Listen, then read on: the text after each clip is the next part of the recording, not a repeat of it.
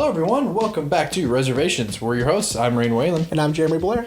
And, so, I'm not going to spoil everything, but dude, that Mandalorian... Oh, that Mandalorian, bro! That was tight. That was tight. If you haven't seen it yet, highly recommend it. The finale. The finale was unreal. Yeah. Not going to lie, I almost shed a tear. Uh-huh. Were you like, don't do it? No, of course not. But I was... Oh, because you're not invested in the Star Wars. No, but like I was pretty jazzed. I was like, that was cool, you know? Yeah, speaking of Star Wars, we have a new addition to the wall. You know what? We'll give another shout out if you can tell us who that is. Because we don't. You know, I just found I don't know who that is, but when you're this close to it, you can't tell who I know that it's is. made out of Legos. Legos. And so shout out to Lego. Oh, sorry everyone. I forgot to mute my computer. Wow, unbelievable. So shout out to Lego. Give us free stuff. Please. I want that Millennium Falcon so bad. It's like... Its original retail cost was only $800. Oh, only. Oh, my. But they don't make it anymore, I guess. So the only place to find it is like retailers. I know it's on my Amazon wish list, and I know that bitch is like $900. That's expensive. Yeah. And it's like $1,400. No, it's more than 14. It's like 4,000 pieces. But that's why you got to do it with your bros. Yeah, you got to do it with your bros. But welcome back, everyone. We hope that... I mean, I've already said it, but man, I'm so jazzed about this new season. Yeah, man. I feel like we're already hitting it out of the park. I think so. I think we got some pretty decent picks. I think next week is gonna be good too. I know I have a lot more picks that are. Oh yeah. You know. Yeah, and I'm really pipeline. thinking about how we're gonna end this season because it's okay. That's my right. pick. It's your turn. That's right. But you know, I'm just feeling it. Now I know you were a little unsure of this one. Yeah. But I mean, the reason why I wanted to talk about it is not only because we get some great performances out of Leo and Johnny Depp, especially very early on in both of their careers. But, you know, really thinking about it, I really realized that this is a movie about selflessness versus selfishness. Yeah. You know? Yeah. So before we jump into it, I do also want to mention, if you guys were wondering where the Warrior episode was on YouTube, we apologize for that. We had some hiccups with the editing, because again, like Jeremy said, it's just us. Yeah, I mean, he is the only one that edits this stuff. Yeah. I don't do anything like that. Yeah, so I apologize for that, but it's up now, so go check it out. Because that was a good discussion, but I think we'll have another good discussion. I think so. This one, yeah, good discussion. So if you missed last week, again, how dare you? How dare you miss last week? But this week we are discussing the 1993 movie, What's Eating Gilbert Grape? So I know we were kind of talking about it the other day, but what were your initial thoughts after the movie was over? I finished it, and again, my expectations weren't met, right? Yeah, I was expecting... Were you expecting just like... Arnie to die. I was expecting... honestly, I was expecting him either, number one, to fall off the water tower, number two, to drown in that tub, right? Or three, just not wake up on his 18th birthday. That's really what I thought was going to happen. I thought that it was going to be his 18th birthday. They're going to go to his room. He's going to be dead in his bed. I swear to God, that's what I thought. Well, I mean, and like we were talking about, they set it up to you're convinced he's not going to make it to the end of the movie. They continually... Well, Johnny Depp's character, Gilbert, he continually says, they thought he wasn't going to make it past 10, and now he's 18, and he can go at any moment, and... And so I'm like, all right, cool. So he's a goner. So let's enjoy the ride until he's gone, But I really feel like, kind of going back to my statement of this film is definitely selfishness versus selflessness. Arnie is almost... I'm trying to think of a good way of saying this. He's almost like... I mean, he definitely is the catalyst for the story. Mm-hmm. But he's also... I wouldn't even say not for every story, just for Gilbert's and arc not in particular. Yeah, but Gilbert's also got the thing with Mary Steenburgen, right? Yeah. It was such an odd sort of tangent. B-story? Yeah, it was an odd tangent. to go on, especially when we get to her husband and his fate, right? kind of out of nowhere, right? I wonder how it translates to book form, right? Yeah.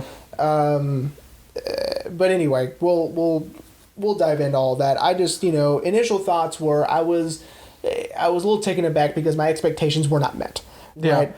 Yeah, I feel like I might have hyped it up too much as this big drama And I also, honestly, I was, I would still consider it a downer ending just because of, Gilbert still having to care for Arnie. Right. And I mean, and again, the movie, portrays it as the hardest thing in the world. Right. Well, yeah, and yeah, I would say the downer in the end of the movie is the family is separated. Okay.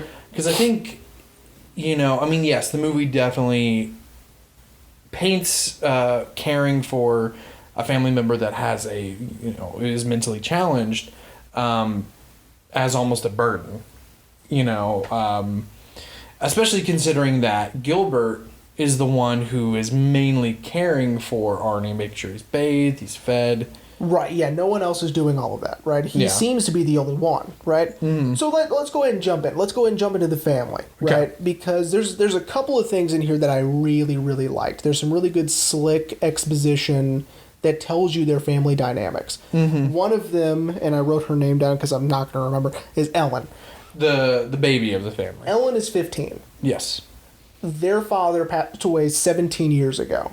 So she doesn't even know her dad. Right. So she is a half sibling, right? Mm-hmm. And I really like that they don't dive into that any more than that. Oh wow, I actually never noticed that. You have to do the math yourself, right? So dad died 17 years ago. Ellen is 15, right? And you're like, wait a minute, right? Either they missed that, or again, it's another part of this sort of unusual family dynamic where because Gilbert almost has this sort of animosity towards her. Yeah. Amy, the oldest, doesn't really care. These are all her siblings, but something about Ellen and Gilbert, they have a very toxic relationship. And it might be because they don't share a dad, right? Wow. So, yeah. Wow. See, that just blew my mind. All right, cool. I never even thought about that. Yeah. Wow. So that was some slick exposition that I liked, and again, like you said, it explains their dynamic. Mm-hmm. I also was curious because of the wording if their oldest brother is dead also. I think it's implied that he just left. That's what I thought at first, and then I was like, well, what if they didn't mean it like that, right? Yeah. He escaped, it said, right? Or he got out. Yeah, he got out. Right. I think it could be interpreted either way. Okay. But he left because, apparently, is this place real? I meant to look it up. Because it's in... I don't know. It's in Iowa. I have no idea. But so I guess it's interpreted that their oldest brother, who I'm assuming is either older than Amy or is the next sibling after Amy. Right. Because Gilbert just says my oldest brother. So he's definitely older than Gilbert, but... Right. But anyway, I guess it could be interpreted that either, he died or he left and was like, I'm done with this family, I'm going to go live somewhere else. And, I mean, good for him. Oh yeah, this... I want to point this out, and I'm sure we've already kind of made it known. This is not a great family. No. Now, a little less dysfunctional than I was expecting. I was expecting the mother to be mean, right? And, sort of abusive. Well, she kind of is in her own way. Yeah, I was expecting sort of, overt. Oh, like verbal abuse. Like Cinderella's evil stepmother kind of thing. Yeah. That's what I was imagining, right? Okay. I didn't really get that that feeling, so I was like, okay, well, I mean, at least they're not, at least she's not horrible to them, right? Right. They're just putting a lot on Gilbert. Yeah. Right. Yeah, because Amy essentially, and Amy the oldest, how Gilbert words it is she's the mom. She makes sure everyone has food. I'm assuming, probably cleans the house. As where Gilbert takes care of Arnie, takes care of repairing the house, and then Ellen is she's just kind of there. Ellen's the worst. Ellen is the worst. And I recognize her face, and I feel like I've seen her in other things, but the only thing I can really think of is she guest appeared in an episode of New Girl. Mm-hmm. I don't know if you've gotten this far, but when Schmidt... Oh, yeah. No, I've finished the show. Yeah, when Schmidt's going to fly to Portland to pick up Cece's mom for their wedding, and he's stuck on the plane, the pregnant lady sitting next to him, that's her. Ellen, right. Yeah. But anyway, yeah, Ellen is the worst. She is... Yeah, Ellen's awful. It's almost like they took going through your teenage years and just ramped it up. Because she's horrible to Arnie. Yeah, but again, we might have unlocked that mystery. Right? Yeah, that because she's not fully, blood siblings with them, she feels like she can be. I mean, exactly. I guess, that's her decision to be that way. It's definitely not, just because they're not fully related doesn't mean you can't be nice, right? That's true. So that's whatever. But, I mean, that might be her sort of, even if she even knows. Right? Yeah. We haven't really discussed maybe the possibility she doesn't know, right? Yeah. And maybe just the older siblings do. Obviously, except for Arnie, because there's no way. All he cares about is his hoppers. I really liked I mean, I wouldn't necessarily call it slick exposition, but I liked the explanation of how their dad died. Mm-hmm. Is Arnie didn't want to go into the basement because Dad's in there, right? And that's where they found him hanging in there. We get a little bit of extra when John C. Reilly's like, "Oh, I forgot," Yeah. Yeah, because when Gilbert's explaining all this to the audience, he says, Dad hung himself out to dry, right? I don't remember. Or I remember, that's good. It was a couple of days ago when I watched it. I remember it was like something hung out to dry or something like that. Mm-hmm. So it's, if you don't know that euphemism, I remember when I first watched it, I was like, oh, he, crawled inside a bottle and they haven't seen him since. Oh, maybe. Okay. Yeah. But then, when Arnie's like, oh, Dad's in there. Yeah. And then we get the full explanation when Gilbert is, pouring his heart out towards the end of the movie to, Juliette Lewis's character. Yep. I said her name right. It's not Jeanette Lewis. It is Juliette Lewis. That is correct. But that just proves how much I don't like her. We'll get to your dislike. But when he's just pouring out everything, right. He's like, we found him down in the basement, hanging there, and you're like, oh, he killed himself. And it seemed like Arnie was only one, so Arnie wasn't even old enough really to comprehend. Well, not only that, but I mean, he's sort of, it's almost like his dad could foresee the burden. Yeah. Yeah. Yeah. And maybe his mom was already starting to get fat. I don't know. Well, we haven't talked about Mama. Mama is, at the time, the fattest woman in the world, apparently. But now, she wouldn't even crack the top, 200. She's... You think the producers of My 600-Pound Life would even have called her? No, she wouldn't be on there. That's exactly what my mom just said. Now, we're not... That's hilarious. We're not making fun of overweight people. We're just saying that the movie portrays Mama as just the biggest woman ever, and she's not that big, really. She's really not. I mean, she kind of is, but she is. But compared to some of the people that, well, see, that's now, right? That's true. That's true. And this is 93. Morbid obesity wasn't right. I don't know when the book was published either. So that's true. But they're and of course it's also a small town, right? Yeah, that's true. So it's not like this is a frequent occurrence in these people's lives, right? Seeing someone and the fact that she's a recluse, right? That people don't ever see her either. So it's just this this rumor, this legend, right? Yeah, that goes on in the town, which is made evident by the kids that are trying to get a sneak peek in the window, and Gilbert picks one of them up, right? Yeah, and so Gilbert. So I want to let's touch on Gilbert now, because he is our titular character. Yeah, Gilbert is I had to look this up because I wanted to know exactly how old he was. So Gilbert's 24 years old. Okay. And he's definitely between, I would say, a rock and a hard place in his life. You know, he's got an okay job at the local grocer. It's fine. It's fine, you know. He'd rather die than instead of shopping at Foodland. I mean, he was just being nice, but yeah. Yeah. Taking care of Arnie, and then apparently also being the side piece for Mary Steenburgen. Mary Steenburgen's character, yeah. Just... which, you're right, in and of itself, he feels like it's a job. You know what I mean? Yeah. That's a good observation. I agree. He doesn't ever seem to be happy or content ever, really, until he meets Julia Lewis's character. And I'm sorry, I don't remember her name. Neither do I, because... wait, hang on. I don't remember. We can always look it up. I'm just going to look it up. Well, Jeremy looks that up. Yeah, so Gilbert is... He, you know, and they stress this a lot. He doesn't know what he wants out of his life, but he knows he doesn't want it to be this, you know. But, and going back to my thing, and I'm going to say it one more time and then we're done. I may even put this on the screen.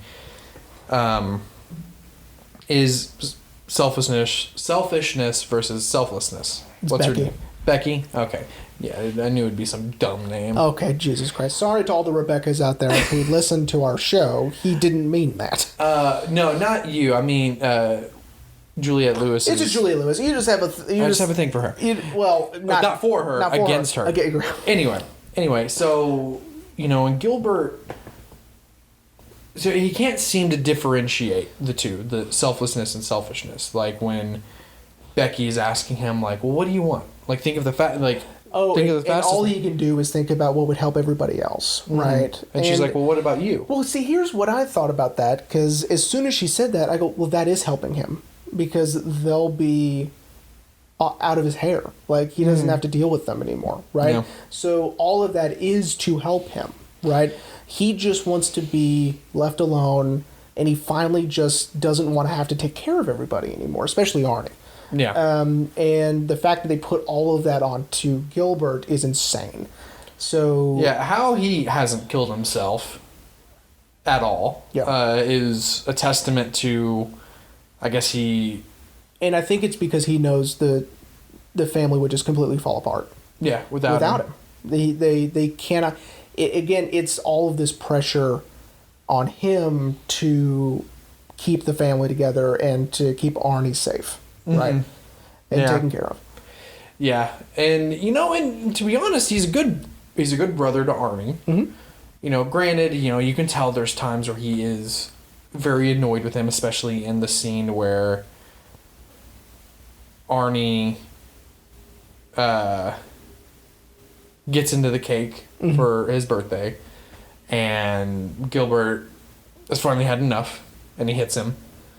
But all in all, he cares for Arnie. He loves Arnie, and I think that's why I see the ending a little differently. Mm-hmm. And we'll touch more on the ending. But you know, he's still taking care of Arnie at the end. But I think it's because he knows that he can. You know, I think for me, the downer is now the family is separated. Okay. You know, but I consider that a win in Gilbert's column. I do. I consider it like all he has to worry about now is Arnie. Yeah. Okay. No. Oh yeah. I'll give you that. And that's it. I'll give you that. Even though I still think that is too much for Gilbert, right? But you got to think too. Now he's got Becky and her grandma. That's true. Who obviously also love Arnie, and will probably help. Yeah. I think where Gilbert is not getting any help. They don't want to deal with it. Right. Becky and Grandma. It's almost like as soon as somewhere down the line he said, I'll take care of this. They're like, oh. Okay, great, bye. Yeah. Take care of it. And then that was it. Right? Mm. Which is a bummer. Right? Yeah. I mean, this movie's a bummer. It is. Because, man. Because, you know, I would, you know, for me also, I would hate living in a small town like this where everyone knows everyone. Especially the fucking Undertaker. Jesus. Well, they cast a really good creepy guy for that role. Shout out to our Back to the Future. Yeah, Crispin Glover, who, dude, he leans into the creepiness. He's so weird. He's creepy. I don't even think he was trying, dude. I know. They probably were like, look, okay, so he's a nice guy. And Kristen's like, okay, gotcha. Got it. I'm going to ask this 15-year-old, like, wow, you're growing up really nice. Yeah, I don't think he knows how not to be creepy all the time. That's true. Right? I mean, he is Willard or whatever. Yeah, Willard with the remake of Willard, right? Jesus Christ. And in Charlie's Angels, he was the hair sniffer, right? Yeah. Yeah, so he's like, he plays a great Undertaker and, more true, what do you call those guys? I don't fucking know. Okay. Mortician, that's the word I was looking for. Thank you. Now, John C. Reilly. Yeah. Again, this is before his comedy career. He is continually doing these dramatic roles. Well, because I think he's classically trained. Yep. Yeah. And later, he and Leonardo DiCaprio, forgot his name, will be in Gangs of New York together. Right. That's 100% a future episode. I would love Gangs of New York. to talk about Gangs of New York. But yeah, and man, I honestly forgot John C. Reilly was in the movie. Mm-hmm. And throughout the movie, you listen to Tucker, and he's got the best character name, Tucker. All he cares about is this burger barn that's coming to town. Yeah, he's stoked about that burger barn. And he goes, guys, they invented the salad bar. They use canola oil, okay? It makes the french fries crispier. Have you heard of canola oil? And they're like, well, no. Yeah, because you're a small town. You just use That's so funny. Yes, so he's like, I guess the town handyman. I guess, yeah, he's like the jack of all trades. But maybe he doesn't want to be that anymore since he's so jazzed about this burger barn. Pretty jazzed. And he ends up working there. Spoiler alert. What? He gets the job at Burger Barn? He gets the job at Burger Barn. And makes Gilbert eat the burger, and obviously they're not that good. Because Gilbert is just like, At least someone gets a happy ending in this thing, right? Yes. And so, like, Tucker gets his happy ending. Right? Yeah. I do like, though, how we are introduced to most people. Yeah. In the town is the first time we see Arnie climb up the water tower, right? Mm-hmm. Everybody shows up. Tucker is one of them. Crispin Glover's character is the other. I don't remember his name. Bob. Thank you. Very Bob, generic name. Bob is the other one, right? And then we meet the sheriff, Jerry. And so I want to talk about the significance of the water tower. Okay. So here was my assumption. Okay. Mm-hmm. That it was going to be some sort of metaphor to Arnie's decline in health. Okay. So I thought once he reached the very top, the next day, he's gone. Right? Okay. I thought it was going to be his one last accomplishment, right? And that as soon as he hit the top of that thing, he's done it. He has succeeded. He can go, right? Right. And he can let go or whatever. So what you're saying is of somewhere in his brain I was thought holding on. Yeah, or something, Okay. Or maybe the movie was going to, not necessarily in a literal sense like that, but just to say, look, he's accomplished something. Oh, he's dead. Next scene, he's dead. 45 minutes of this family trying to deal with that. So that's what I thought was going to happen, right? I thought that, this was going to be an ongoing thing, obviously, because, we're given all of this evidence to believe that he does this all the time, right? Mm-hmm. Well, and I don't think you're way off base, because you got to think, once he finally hits the top, that's when things really start to unravel. Mm-hmm. Mama comes out of the house. Yeah. That's right, because he's arrested. That's right. Gilbert is becoming more and more annoyed with Arnie. He's getting closer and closer to Becky. Mm-hmm. And so things start to unravel once he... So I don't think you're off Yeah, with not that. necessarily. I mean, I thought it was going to be more of a... more of a literal telling of... Mm-hmm. Well, he's going to fall. I mean, like I said, like we said at the beginning, they really paint. They really lean into... That Arnie is not going to make it to the end. He's on borrowed time, And, man, if you thought that was funny, as soon as we started talking about him being arrested, I thought... Arresting a mentally handicapped guy. What is this, Texas? So that's where this film should have been in our neck of the woods. God. Yeah. But anyway, so right, he's on borrowed time. I mean, that's what they're basically saying. Since he was 10 years old. Yeah. And I do want to just so we can get it over with, gloss over the Mary Steenburgen stuff. Okay, that's fine. Because it's sorry guys. It's not necessarily super important, right? Because they set it up like it's going to be super important because the husband's going to catch wise. Yeah. Right? Especially because, 15 minutes in, while they're having their little tryst, the husband comes home and just all, oh God. And he still has the ice cream on his face. Yeah. And I thought for sure, oh, okay, here we go. Finally, conflict. Nope. And he never really does figure it out. I don't think. Either that or he doesn't care. He knew the whole time, right? And doesn't care. Well, because we never know. They never really say why he wants to talk to Gilbert. He keeps like, come by the office. I'd like to talk to you about something. Eventually, he does go to talk to him, and he's interrupted, of course. Yeah, by Mary Steenburgen. Right. Her phone calls. She burnt the cookies. And the whole house is on. Essentially on fire. Yeah. And we'll get there, but there's a lot of things in this movie that foreshadow the end. But we'll get there. We'll get there. And so you can kind of see a little bit of their relationship when he's being very mean to her about the cookies. Mm-hmm. Being very over the top, very sarcastic, be like, oh, look, Mom made cookies, come eat them. Oh, look, they're great. Stuff like that. Mm-hmm. Being very, very mean to her, which then you can understand, okay, I get why she wants to, have an affair or whatever, but... she could have had anybody, but I chose you. Yeah, chose the hunkiest guy in the town. Let's not... Okay, calm down, Mary Steenburgen. You could have had Tucker, okay? Yeah, exactly. Or Bob. Speaking of, also a Back to the Future alumni, Mary Steenburgen. From Back to the Future. That's right. Part 3. Yeah. And so I thought that storyline kind of went nowhere, if I'm being honest. I thought that because they kept setting it up like, this is going to be important. The husband is going to beat the shit out of him or something. You know what I mean? Or like when she's kind of spying on him and that him and Becky are getting closer, you think, oh, she's going to do something. Yeah, she's going to do something, break them up or whatever, right? The husband is going to maybe blackmail him or whatever. Yeah. Right? Make his life miserable, more miserable than it already is. More than he already wants to try to kill himself. But then he dies and then it's over. And then she's like, we're moving away. Okay, bye. Yeah. And you're like, oh, okay, cool. Great. Okay, so what happens now? Right.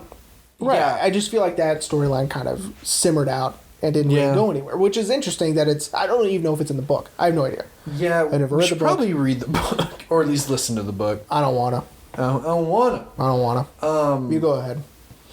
Yeah, because they set it up very early on that Gilbert is having this affair, and then in almost like 4 or 5 very short scenes, I do think, it's over. Perhaps thinking about it a little bit more, it might just be like, here's how many things Gilbert is juggling, right? Yeah. And maybe. Right? You know what I mean? And then when she moves away, that's one less thing he's got to worry about. It's one of those things that, it's a good idea to have it in there just to show how many things he's having to deal with at one time. But I felt like they may have stretched that one out a bit. Yeah. Especially when... it's a red herring. Especially when she's giving him brain while he's on the phone with her husband. Right. That was unnecessary and mean, I feel like. Oh, can you call this number really quickly? Yeah. It's your husband. Oh, God. Yeah, it was mean. Way to go, Mary Steenburgen. But like we said, that's it. That's all significance they have in this movie. After her husband dies, she stops by the store. Now, here's something. Was this before or after Arnie was left in the tub? Because that could have been a foreshadowing to another red herring that he's going to drown when he's left in the bathtub. I'm trying to think. If you guys know, let us know in the comments. You never use. No, that like her, like Mary Steenburgen leaving. No, her husband dying. It's before. It's before that. It's okay, before, so maybe because, that was because he had just really met Becky Oh, that's right. So and wanted to hang out with So her. maybe it is a little bit of foreshadowing, or it's a red herring, right? That Arnie's going to drown in the tub again, which is what I thought was going to happen. Yeah. But he just stayed in there and got cold. You know, I mean, too cold. Let's not be honest. I mean, let's be honest. It's not just an okay thing that happened to him. It was horrible, right? Yeah. That he was left in there so long. Yeah. Like, and you know, and so let's go and talk about Arnie. Okay. First of all, Leo is amazing. Like Yes, Leo is really, really good in this movie. I do now. I mean, I have lots of questions because obviously this is 93. You know, I'm not one of those people that, you know, punishes people for stuff that didn't even matter back then. So who cares, right? Nowadays, because of movies like Peanut Butter Falcon or... So what you're saying is why they would have hired someone with a disability, right? To play this role instead of a able-bodied person, right? Right. Now, again, it doesn't matter to me necessarily, me personally, but it's something to explore. It's something to talk about. Right. Yeah. I mean, because Leo is so convincing. Yeah. You know that during the premiere, people actually were shocked that they're like, "Oh wow, he's not." Yeah. His first movie, by the way. His first real movie. He'd done like Critters 3, but no one really remembers that. But this was like his first big movie. Yeah. What really, got him to Once Upon a Time in Hollywood. Yeah. Yeah. Shout out to Once Upon a Time in Hollywood, everybody. But no, I do agree with what you're saying. With movies like Peanut Butter Falcon, shows like Speechless, where nowadays people are casting someone with that specific disability to play this character. Right. I think it would be interesting if not necessarily the movie is remade, but maybe touched upon now who would maybe play this character. Yeah. And again, I'm not saying that, oh my God, they were so bad to do that. Blah, blah. No, who cares? Yeah. Anyway, Leo crushed it. Oh, he did an amazing job. It takes a lot of commitment to do that. And someone so young and so early in their career to have this sort of commitment to a role is amazing. He was 16, 17? I think he was Arnie's age. Which is crazy. When he was doing it. Yeah, I was reading a bunch of trivia that he did tons of research. Like, actually went and, like, interviewed people at homes. That way he could, kind of understand kind of their brain and... Well, he needed, not only that, but, also physical things. Like, what can I do with my hands? What do I do with... I was reading something about his nose is like he's wiping... He said that he came up with that himself. The nose thing. Yeah. The whole, like... it's like Arnie's, like... I think how I read it is like he's resetting kind of thing. It's almost... Right, exactly. Yeah, but so Arnie as a character, like we've said, they really paint that caring for someone with a disability is a burden. Right. Which, I mean, I know it's hard. I know it is hard. But, if you love this person, you'll do, in my eyes at least, you'll do whatever you can to make sure they're safe and they're comfortable. So, but the movie really shows, like, it's hard and it sucks. Yeah. Because we see what it does to Gilbert. We see what it does to the rest of the family. We see what it even does to the town. Would you argue that they even allude to there is no upside? There is no, like, self-gratification in helping someone like this? It almost seems like it's all bad. I would agree with that. I would say the only time there are some good days is Arnie's birthday party. Yeah. It's a good day.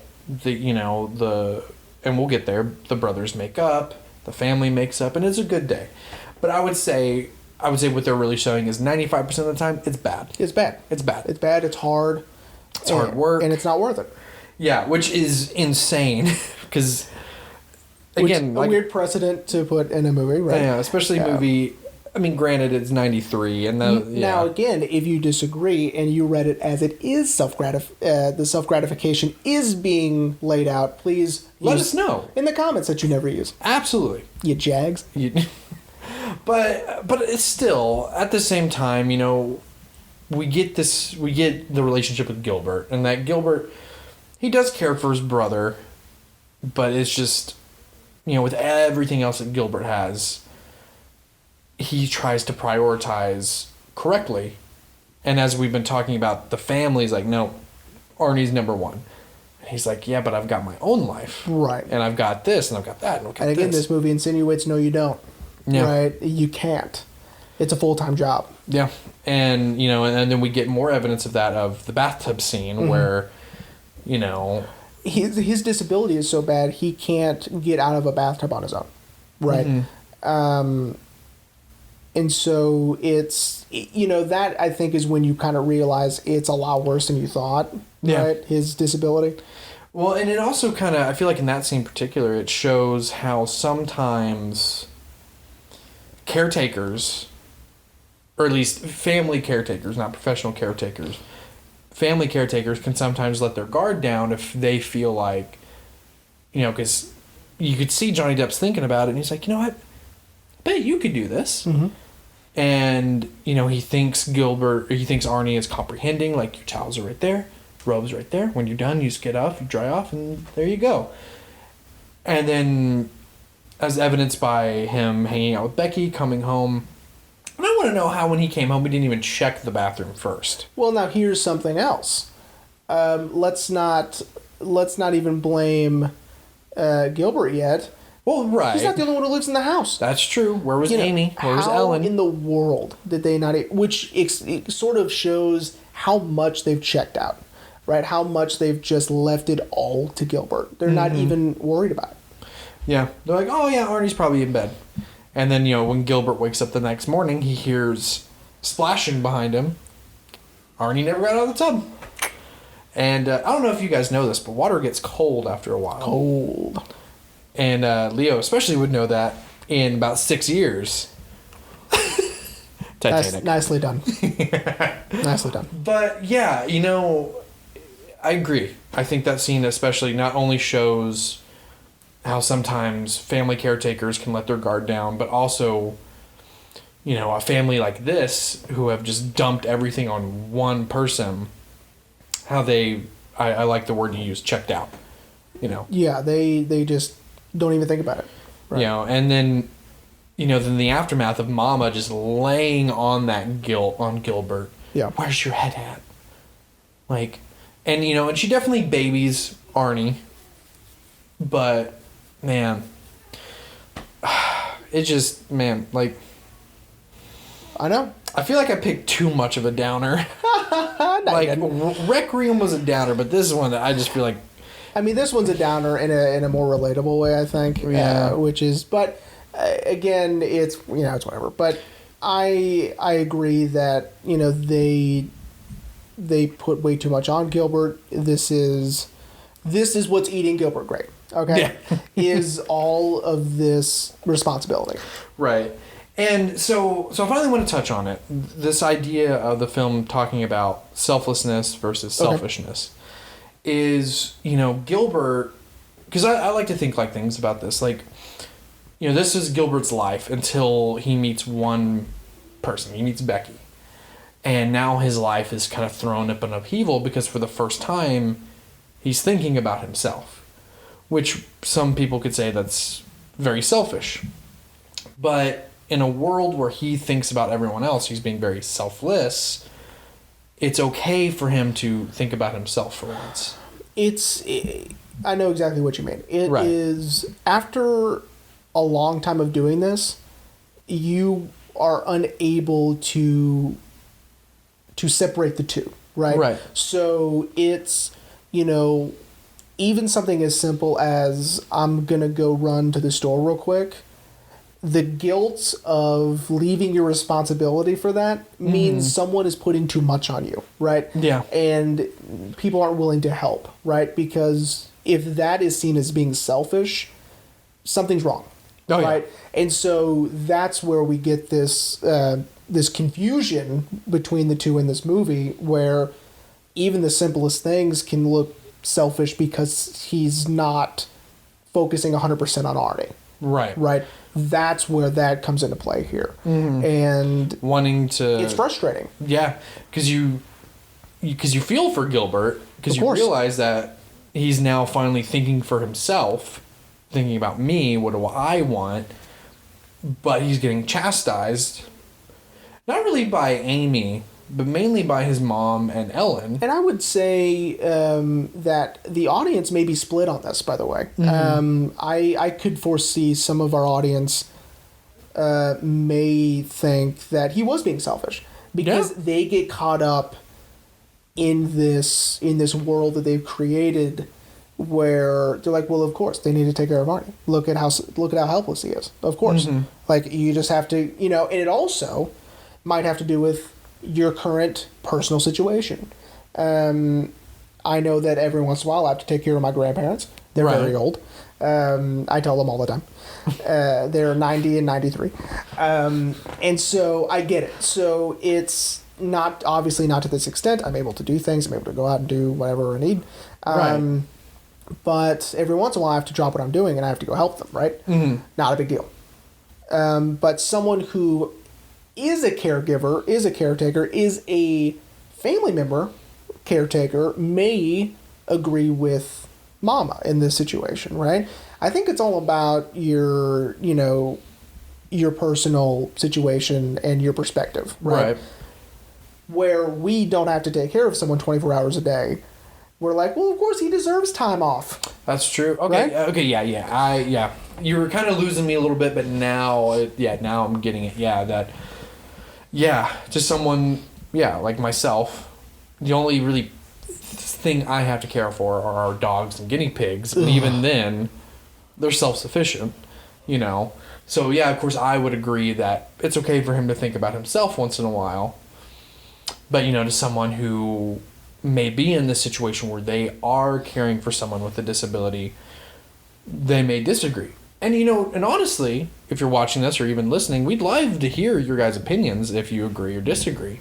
Because even and you had mentioned it before, the show Speechless, which I coincidentally had been rewatching. Because it's really good. On Hulu, which is fantastic. They deal with this stuff in some episodes where it's like the kids want to do their own thing, but they feel bad because they're not... helping their brother. Exactly. And so, again... it's this sort of, personal perspective, right? They deserve to be kids and have fun and do their things, right? But then again, in their family dynamic, they need to take care of their brother. So, I mean, it's very difficult, right? Yeah. To discern which is right and which is wrong. I think the answer is there is no right or wrong. Yeah, I think so. And again, this is just my personal thing. I think it's... I think the film presents us with this idea of selflessness and selfishness. I said I wasn't going to keep mentioning it, but it's just easier if I just keep mentioning it. And the filmmakers leave it up to us, the audience, to decide which is better for Gilbert. Right. Because they do present us a lot of this back and forth. Like when he's hanging out with Becky, you're like, oh, that's great. But then you're like, oh wait, didn't he just leave Arnie in the bathtub? And so now you're like, well, maybe he shouldn't be thinking about himself. So, I know. But again, me personally, I think it's okay for him to do that. Because I'm viewing it as, this was his life. This was probably always going to be his life. Until this one person changed that. And then he's finally realizing, like... So is Becky a good guy or a bad guy? Well, I mean, because she's played by Juliette Lewis. She's a bad guy. Oh, my God. Oh, jeez, Louise. Okay. In this context, I would say Becky is a good guy. Well, see, again, I think it depends. That's true. So, Jeremy, do you want to talk about the ending? Yeah, sure. The ending that just gut punches us more than the rest of the movie had already done. Yes. At least in my opinion. Yes, we... I just touched my boobs, but... Oh, my God. Yeah, so it didn't gut punch me as much, only because again I was expecting Arnie to die, and so I would say gut punch because it kind of pulls the rug out from under me, thinking like, oh, the mom died. spoiler. The mom dies. She, she's a whale, and her heart gave out. Oh god. She probably overexerted herself going up the stairs. But hey, she got up those stairs. She got up those stairs, man. Movie magic. She didn't really go up those stairs. She really didn't get up the stairs. They just used the same shot over and over again. When Alex told us that, I was like, "There's no way." And then I read it, and I was like, "Oh my god!" Oh it's my true. god. Yeah. So anyway, they filmed her just going up 2 stairs. I think they said 2-3 stairs, and then they just re-looped the footage. Well, good on them for editing. For 93, that's good editing. They really make it look like she made it all the way to the top. Absolutely, I completely agree. But of course, again, we're not making fun of anyone with, weight issues. Jeremy might be, but I'm going to go ahead and say, no, I'm not. Okay. Especially considering that actress was really that large, and she had become a recluse, so... and she just actually died very recently. Oh, did she? 2014. That's interesting. I didn't know that. Yeah. And she's from Texas, too. No way! Yeah. Further evidence, maybe this movie shouldn't have been in Texas. That's where we're from. Fun. But, Okay, so... So the ending. Okay. I do really like that they were so worried about... That was my stomach. I'm so sorry if the The mic picks that up. Picked up my stomach. I'm hungry. Sorry. I'm like that they were worried about how the town would ridicule the mother even after death if they decided to get her out of the house, bury her in a cemetery, things like that. Because when they, I guess, after grieving for 30 minutes, they called a doctor. Right. That should have been their first call, but I guess they wanted to make sure that she really was dead. I don't know. The sheriff gets that call like, "Oh, we're gonna have to call the National Guard to get her out," and the sheriff's like, "Sorry, Gilbert," which is kind of shitty that he didn't have that already turned down, but whatever. But yeah, so they would have to use, as Gilbert puts, cranes to get her out because... And most likely that is true.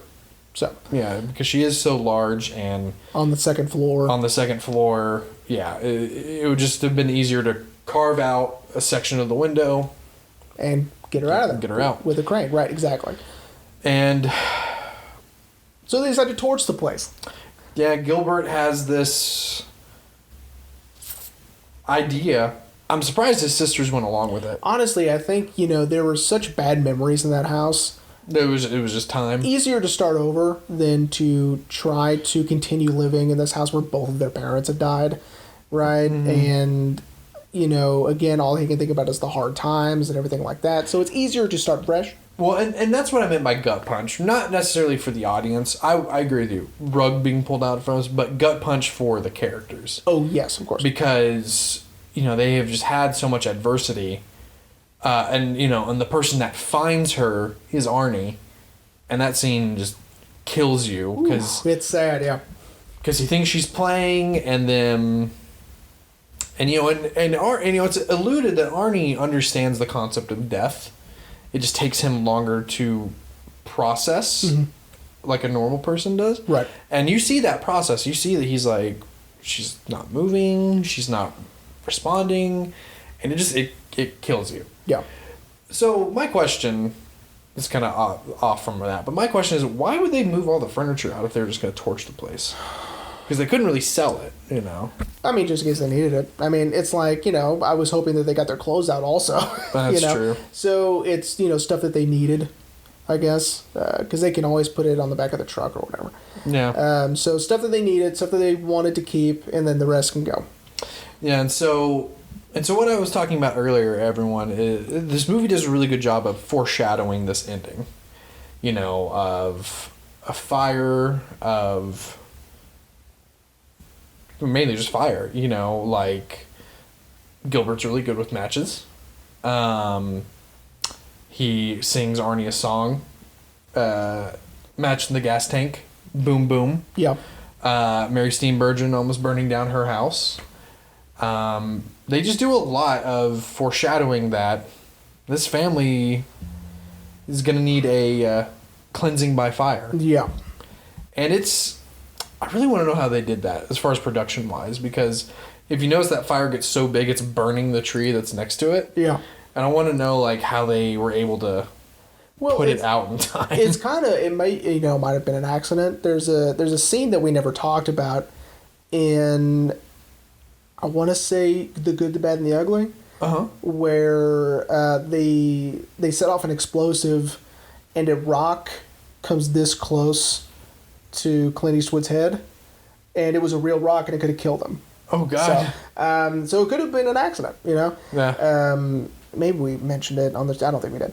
I don't think we did. I don't remember. I think I would have reacted that way. Yeah. And you'll see it if you rewatch it, you'll see the rock almost hit his head, and it's just like, and it was going fast, and so it would have killed him. No question. So it might have just been an accident of, we got the fire too big. Oh, it's burning the tree. I guess that tree's gone. Yeah, exactly. Do something. Call the police. The police are on their way. Yeah, and then we get this, as you kind of put it, this downer of an ending. To me, it is. A year later, and now we know this because he's about to turn 19. Amy now manages a bakery in Des Moines. Ellen is excited about switching schools. So I'm assuming that's meaning that Ellen is now living with Amy. Mm-hmm. And Gilbert and Arnie are going to go live with Becky and Grandma. And I do like the idea of a bookend ending like that with the campers. The campers, yeah. I like that. I like the idea of here's the same situation, but things are different because of things that have happened throughout the duration of the film, right? Right. It's it's sort of like Gone Girl, where it's the same shot but different connotations with these images, right? And so I like bookend endings like that. Yeah, and it does give us more of a kind of a high note, I guess, for Arnie and Gilbert. Yeah, I mean, the only reason why I think it's a downer ending is just because he's still having to spend all of his time taking care of Arnie. Mm-hmm. For now, especially with zero help, right, from his family. That's true. Because, again, maybe Becky and the grandmother will assist or whatever. Who knows? Well, and I think... See, now that we're really talking about it, and I'm sitting here and I'm thinking... I think Becky would be good for Arnie, because she's helping Gilbert think about himself, but not in a selfish way. Just think about yourself. But, as we see from when Arnie runs away and he runs to Becky, Becky gets him over his fear of water. She is sweet with him, and he... Right. And he appreciates that. She's good with him. Right? Yeah. Even though Juliette Lewis is not good. Oh my God. It's her face. Oh, Jesus Christ. Yeah, I agree.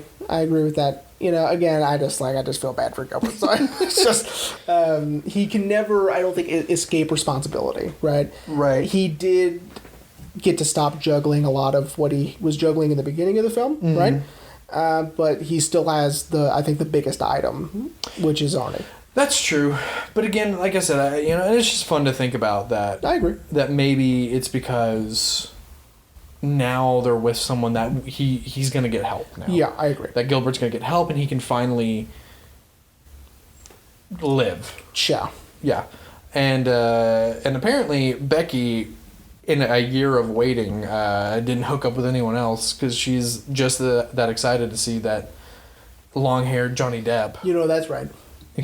Long-haired, ginger-haired Johnny Depp. Yeah, I mean, this is after Jump Street. I mean, my man's looking good still. You know what I mean? You could argue he still looks good. I don't know.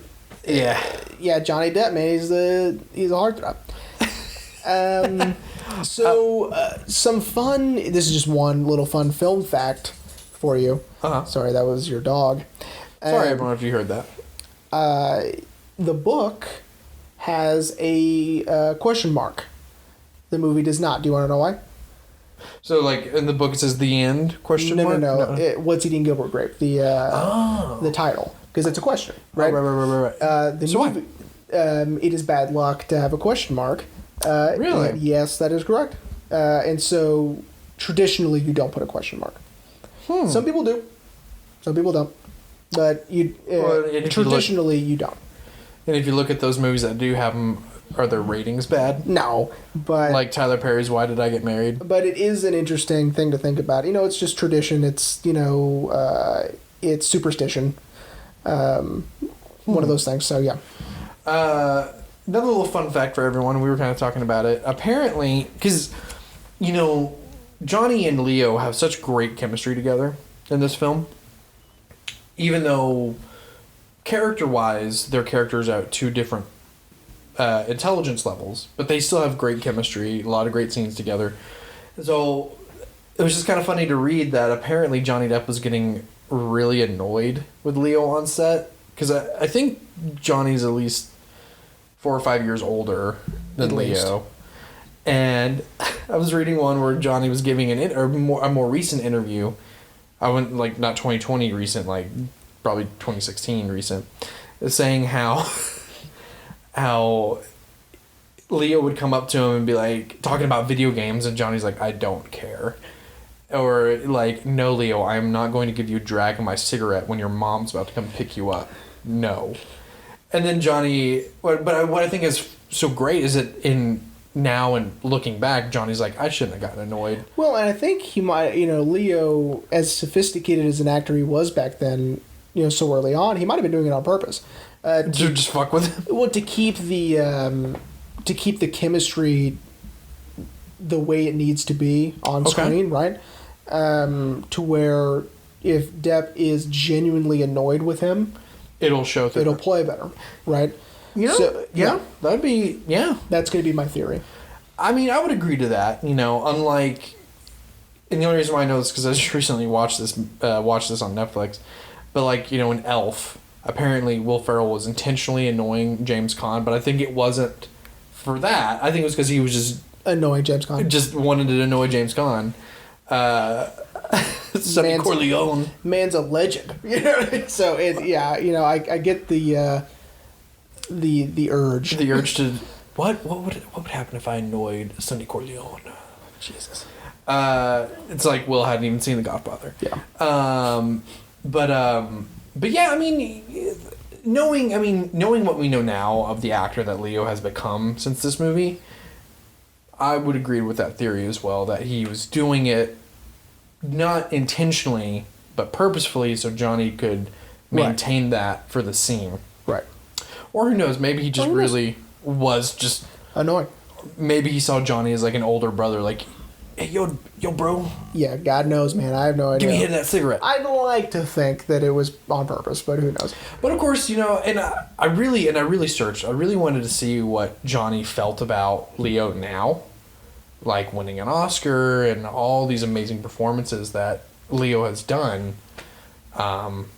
But I couldn't find anything. Oh. That, or I wasn't looking hard enough. You probably weren't looking hard enough. I probably wasn't looking hard enough because I lose track of things sometimes. Hey, Rain. Hey, Jeremy. You want to wrap up? I'm ready to wrap up. All right, let's wrap up. So, in our discussion, have I kind of changed your mind a little bit about the movie? I can see. So one of the things that I found most shocking at first after watching the movie is Roger Ebert gave this a 4 out of 4. Really? Yeah. And I was like, I didn't think this movie was considered to be that good. So it has. I think it's like a 93 certified fresh on Rotten Tomatoes. And I didn't know that. I just assumed, I was like, I thought this movie was like not that good. So I can see now why, because it allows for this sort of discussion. This sort of analysis of, caregiving and being selfish versus being selfless, right? Mm-hmm. I do like that, and I can see why he may have gave it 4 out of 4 stars. I don't know if I necessarily would have, but I can see why others would. Yeah. I mean, so the first time I ever saw this movie, like I mentioned last week, it made me cry. because I didn't really know what I was in for. And the relationship between Gilbert and Arnie it's truly heartstring pulling, you know. This time around, I didn't cry. I was still just like, man, I forgot how intense this is. Because it does get intense, especially with, you know, we kind of glossed over it, but the scene where he hits Arnie, it's very visceral, and you're like, oh, Gilbert. Yeah. He's, you know, like, you're not, anyway. But, I mean, it's one of these movies that kind of stuck with me. It stuck out. Like, I remembered almost everything about the movie when I was watching. I was like, oh, yeah, that's that part. That's this part. A few things I forgot. Like, I forgot that John C. Reilly was even in it. You know, I forgot completely about Juliette Lewis's character's name at all.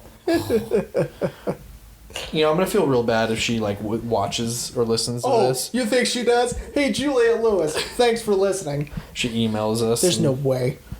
I guess we'll find out on Tuesday or Wednesday. I guess we'll find out. But I mean, all in all, I think it's a great movie. It's really, I think it's a really nice movie. Kind of touching on our last week's thing with family. You know, it's a nice movie about family and I guess what you would really do for family and how much, I guess, burden sometimes your family puts on you, especially if you're Johnny Depp in 1993. I do want to end by saying, Juliette Lewis, I really liked you in Natural Born Killers. So if you you would say that. So if you did listen to this, I apologize for Rain and its very insensitive behavior. I also really liked you in From Dusk Till Dawn. So I forgot she's in that because you see mostly Natural Born Killers. So I don't apologize for. What was it like working with Woody Harrelson? I don't apologize for Oliver Stone butchering a Quentin Tarantino script. That's my question. So anyway, all right. So Jeremy, yes, sir. What are we talking about next week? Very exciting stuff, man. So you already know what because I brought it to. Not our first Alejandro González Iñárritu film. Yes. Our first one, of course, was Birdman. This one is one of his first films. At least one of his first commercially successful or whatever films. Maybe critically successful. It stars Gael Garcia Bernal, who some of you might know if you guys are cinephiles. He was in Coco. Okay, yes, that is absolutely correct. I was going to say Y Tu Mama También, or Babel, or Mozart in the Jungle. He's amazing. He's, of course, not the main character in the film. There are many characters in this film. So this is kind of like... This is like Babel. This is Babel before Babel? Yes, and it's 21 grams before 21 grams. This is interconnecting stories in Mexico City. Beautifully done. It is called Amores Perros. Roughly translated to Love's a Bitch. Really? Yeah. It is all these stories about how love has really just ruined their lives. Okay. And it is a downer. So, Amores Perros next week. Very exciting stuff. Yeah. And it is in Spanish. So. Okay. That's fine. We talked about a movie that was in Korean, so it's all good. That's right.